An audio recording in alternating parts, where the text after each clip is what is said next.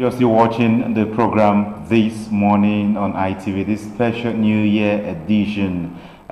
Before the news of the President of the Federal Republic of Nigeria, the Commander-in-Chief of the Armed Forces, President Muhammadu Buhari, addressed Nigerians in that special 2018 New Year message.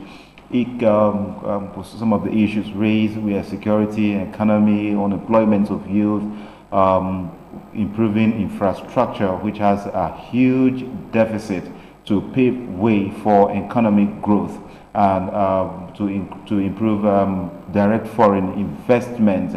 And we will be looking at all those sectors after the segment, but now we'll be looking at the advancement made in the aviation sector. Shortly, we will be receiving some updates from an aviation freak, Mr. Godi Ike, who will be calling into the program to tell us what is happening in the aviation sector. Just before Christmas, there were so many grounded flights, and some of them rescheduled. People spent about 3 to 4 days in some airports around the country just to ensure they move from one part of the country to the other due to bad weather. And the NIMET said the situation is built to continue for a long period of time because of the lack of clarity of weather, poor vision occasioned by the weather, and we will be hearing all of these in this special edition of the program. And we'll be listening to Mr. Godike. The next voice you'll be hearing is that of Godike, an aviation freak. Good morning, Mr. Godike. Hi, good morning.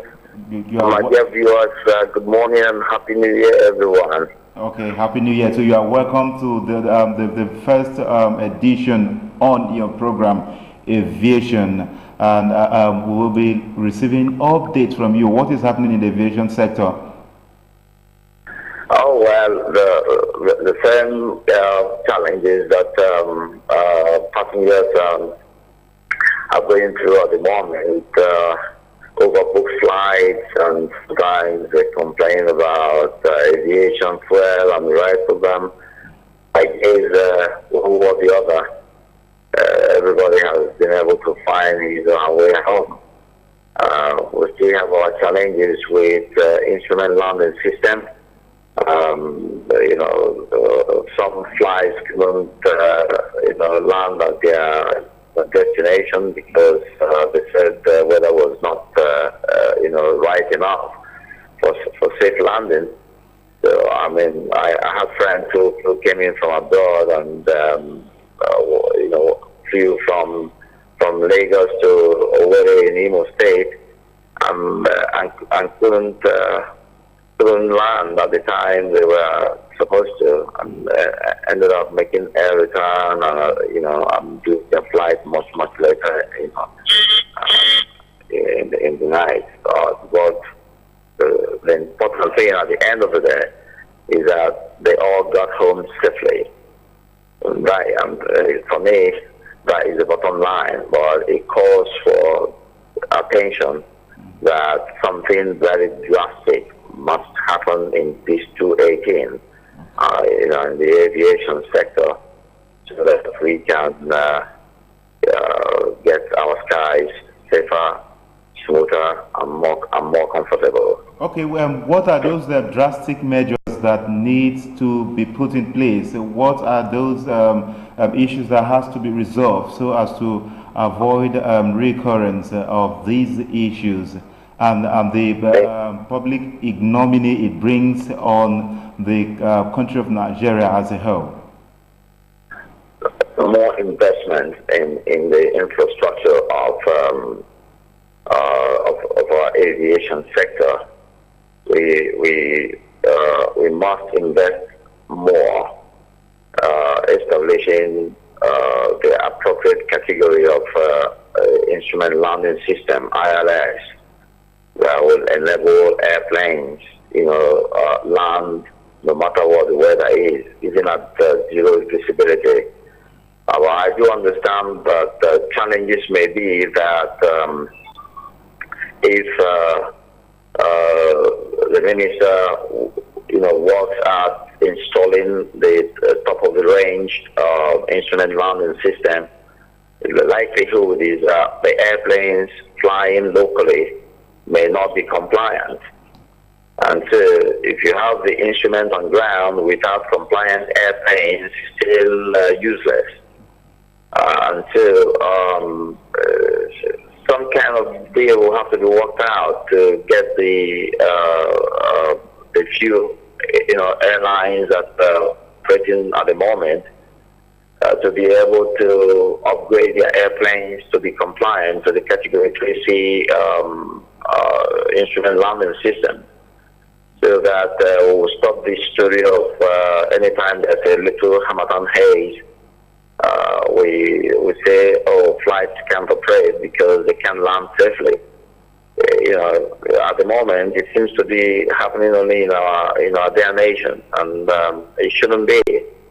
Technology has, really made things much easier, but we need to invest. I can also understand that government may be grappling with issue of funding. But of course, I want to remind us that when International Civil Aviation Organization, ICAO, had its only first get-together forum outside Montreal, Canada, it happened in Abuja, and that was just late last year. And it was made clear to us that if we put our acts together, we can access funds that are out there to improve the aviation infrastructure. And so we're all hands on deck. Personally, I am already, working on something that I'm going to be submitting to hope that somebody somewhere will take it seriously and do something, do what we have to do to improve the sector and improve safety. Okay. There's no other magic. We just have to work at it. Okay. Okay. Can we have an insight into this strategy you are developing? Because in developed countries, there's the private sector people like you that are key to development of sectors where you have so much expertise in. Can we have a yeah. what it is? Yeah, well, I do understand, but I must tell you, unfortunately, too, we have our peculiar challenge in our nation. Intellectual property issues have not been taken seriously. We unfortunately, excuse me, we still live in a nation where people's intellectual properties are abused with extreme impunity, and you take them to court and you spend years on end, dealing with matters like that. So it doesn't allow you give graphic information of what you're doing until what you're doing is set and ready.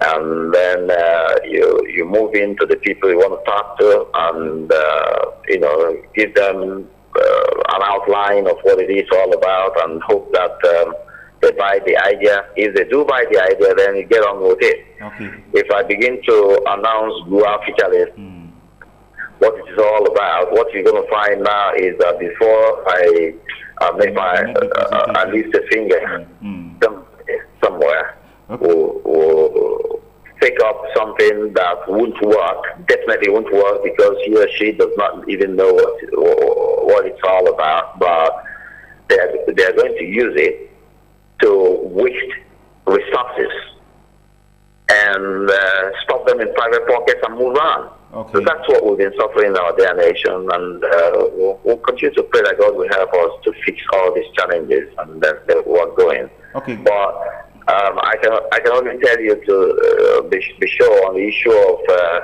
social funding. I was at the forum at Abuja, and I heard everything that was discussed, and I've made contacts, and I'm trying to get appropriate information for the authorities. And then, as soon as I'm set, I'll walk up to the try and see if I can have a few minutes with the minister, share my ideas, and hope that it makes sense. If it makes sense to them at the ministry, we take it from there and do the improvement that we have to do. Okay. But if for any reason they think they have a better idea, there's nothing I can do about it. Those that are saddled with the responsibility will always do their job and do it however way. Okay, Mr. Godi. So that's where we are. We so much respect your right to intellectual property here, and if there's anything we could do, we do that to help you protect it, because the problem you talk about is that which is so worrying to this nation. Out there, the white guys, safeguard their intellectual property and they make the most out of it. But coming back to the issue of, we having instruments that can enable landing, but there is, lack of compliance from some local aircraft operators. In this instance, how do we begin to ensure compliance? How is compliance ensured around it's about upgrading of the system of the airplane. It's an expensive business. It's if you set up, for instance, a Category 3 ILS, and the planes flying around are equipped with only Category 1, and the best of them may just have about Category 2 on board. It requires that plane should be taken in for stripping off of the system and installing the compliant category to the airplane. Otherwise, the system in the plane is inconsistent with what you have installed on the ground, and it's useless. It can't communicate and it can't work. And I do understand as well that airlines operating in Nigeria at the moment have their own challenges and going through some financial stress at the moment, and that calls for really putting heads together. Government should not see it as a private business. As if their business, whatever they can do, let them go and do. We're not going to be looking at it that way. We should be more concerned about not having an unnecessary accident on our hands and the slaughtering of innocent people because things are not right. The essence of governance actually is to use resources available to make life as comfortable as can be and as safe as can be for the citizenry and people that we have welcomed into our nation. Who I'm talking about diplomats and foreigners who are visiting for one reason or the other, either business or holiday or whatever. We owe them the responsibility of keeping them safe in our skies. And so I would urge that the Ministry of Aviation, headed by our Minister Hadi Sirika, should be able to also organize a local forum where, now I'm setting an idea, where all the local airline representatives will be in attendance, and then hear them out, hear what their challenges are, and some of these, financial difficulties they are experiencing at the moment, and then share ideas and see how they can be helped to have those instruments installed for safety. And then spread out, the cost of those installations and work out how they pay back. It's not going to be free, but the important thing is let's have it done and then work out how the reforms will be made. And so in that way we can have safer skies. That would be my recommendation. Okay. Okay, it is common knowledge that the first port of call and for an investor coming into a country for the first time is the airport, and that speaks so much concerning that country, whether the investor will be able to invest in that country or not, judging from what he gets from the airport. You know, taking a critical look at Nigeria airports, especially the international ones. Will you say, in a way of review of the activities in 2018, that Nigeria has performed to the acceptable standard? And if they have not, what can they do to improve in this 2018? My dear, this is one big issue we have, especially in the aviation sector. Although some upgrading has been made in some of our airports, but I can tell you that some of them are still very awful. I made contact with somebody who came in from abroad and got into the nation through the Port Harcourt airport. The story was, that was told was a very sad one, very sad and very shameful. So it's an indication that the Port Harcourt airport needs complete renovation and possibly rebuilding, because the way I wasn't there to see for myself. I had interaction with somebody that came from abroad and arrived through the Port Harcourt airport, and it was a gory story and a very sad one. But that's an example of it. And again, the conduct of those we have employed, I am recommending as well that training and retraining of all categories of staff operating, within the airport environment. When I say all, I mean all.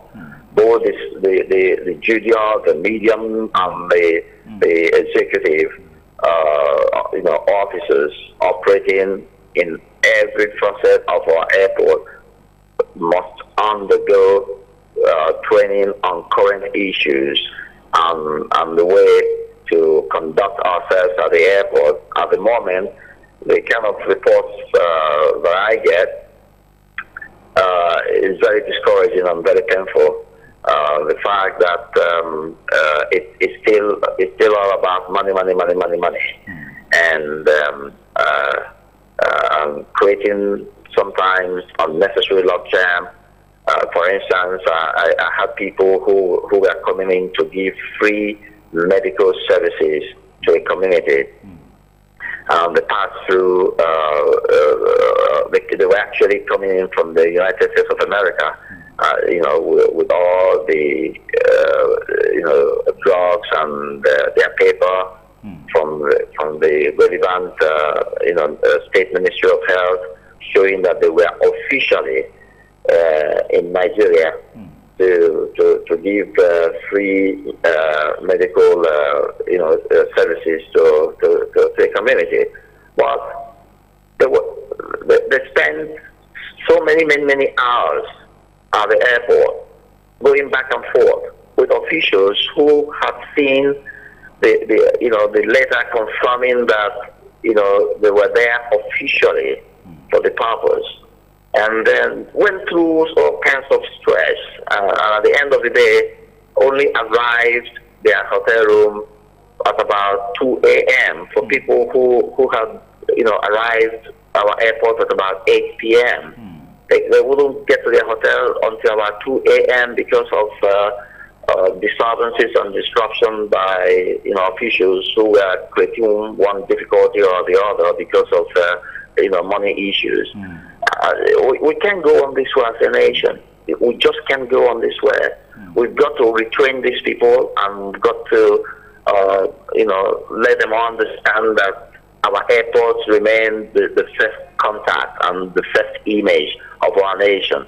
And so those operating there must be, even though you're expected to do your job diligently, but you must be seen to be decent and be seen to be serious-minded, so that and as friendly as you can be to visitors, even when you have to ensure that those visitors also obey the laws of the land, because it's a two-way thing.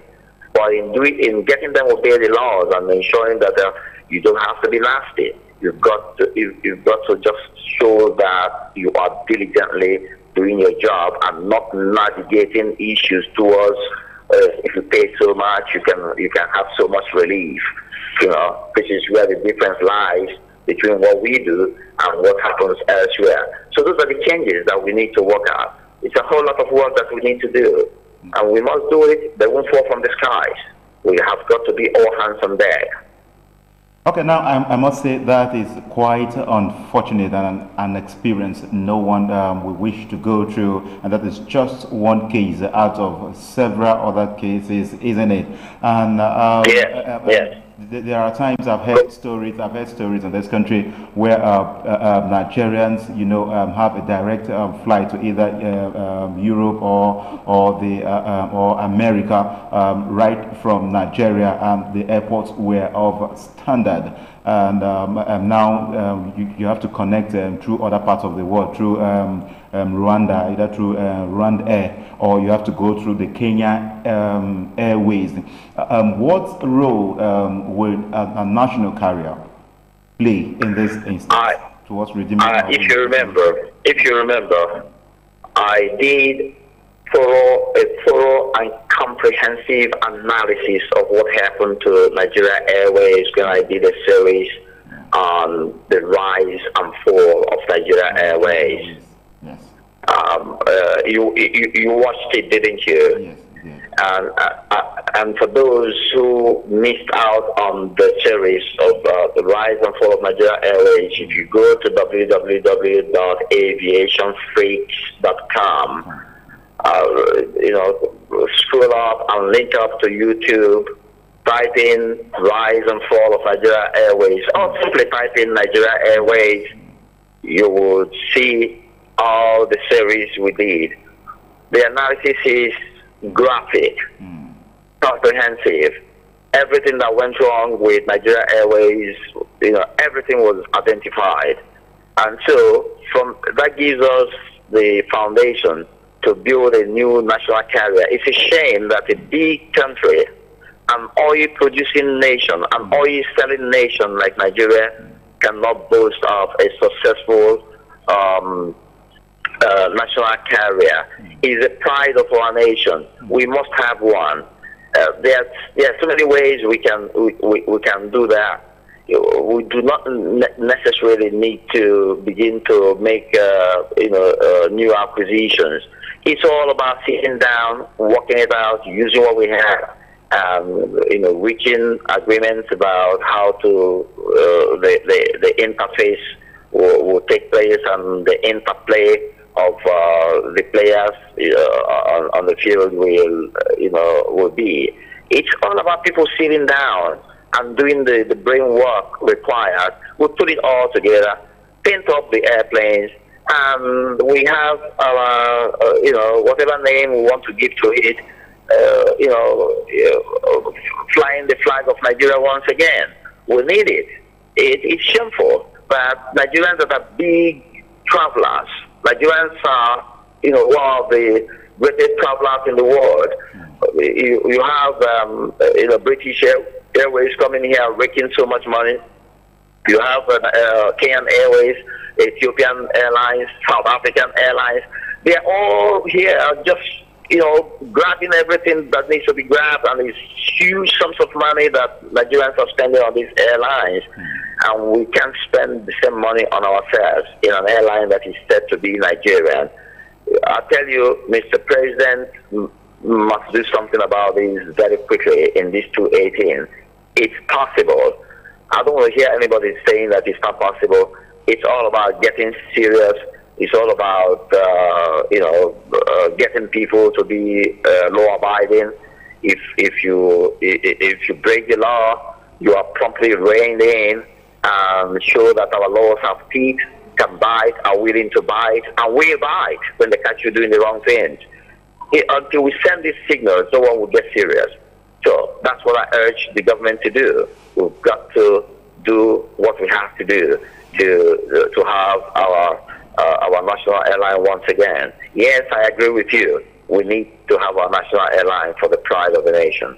Okay, finally, there's this popular saying that government has no business doing business, that government, creates an enabling environment for the private sector to thrive and to create the employment and, bring in the necessary revenue needed by government. And you will agree with me that around the world, there are so many private airports run by private individuals or organizations, even in the Great Britain. And if that is the case and the trend around the world, is it time for us to queue behind nations who have tried this and have attained so much success, also looking at the telecommunications sector that has made a significant improvement in our nation? Should we begin to think of how to go private concerning airports in the country? Yes, this is taking too far. We are, when it comes to the aviation sector, it's a mistake to think that the government should wash its hands and leave it purely to the private sector. The meaning of that language, as far as aviation is concerned, is that the business should be run diligently, as if run by a private sector. British Airways is not private, it belongs to the British government. Kenyan Airways is not private, it belongs to the Kenyan government. South African Airways is not private, it belongs to the South African government. What other airlines do you want to really mention? The airport, running the airports. Sorry? I mean running the airports. Not the airways, yeah, it's all about having the government must still be involved. It's government that will draw up the legal framework. It's government that will draw up all the processes. But what we are saying is that in the process of doing that, the business must be run as if it's private. There must be accountability.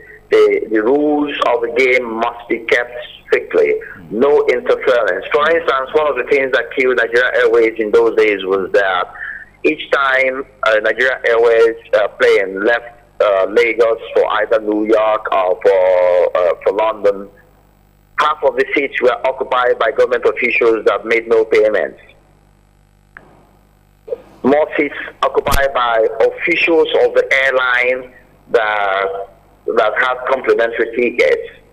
So paid up passengers, only occupied 40 to 50% of the seats available. Now tell me, how can an airline that needs all the money to maintain its airplanes, buy aviation fuel, pay landing fees in other airports and stuff, how would they find money to be able to survive and do things well? So that is where the difference lies. If South African Airways is leaving South Africa to Lagos, it doesn't load up with passengers that didn't pay. If you must fly, no matter who you are, you must pay. Okay. That is the principle. That's the rule. Okay. And so if we are doing it the right way, we shouldn't be in the kind of trouble that we were, when we were running Nigeria Airways. So that is the meaning of the kind of private thing that people have been talking about. Okay, the aviation sector is such an expensive, delicate sector that government cannot possibly wash its hands. No. Okay. Government must be involved, but must run things responsibly. I think that is the appropriate language. Thank you. The business must be run responsibly. Thank you so much. We must thank you so much for this wonderful insight and the contributions you've given so far on the first edition of the program. aviation. Thank you so much for that insight, and we do hope that your passion for that sector would translate into the kind of development we expect to see in the country, especially as aviation sector is concerned. Thank you so much. That has been Godi. Yes, that has been Godi Ike. He is an aviation freak, and he has told us so much that we need to know. And we hope to see the framework is developing accepted by the government and implemented so as to have the kind of aviation sector we all wish to see. We will now take a quick break and we will return. The program this morning on ITV continues. Stay with us.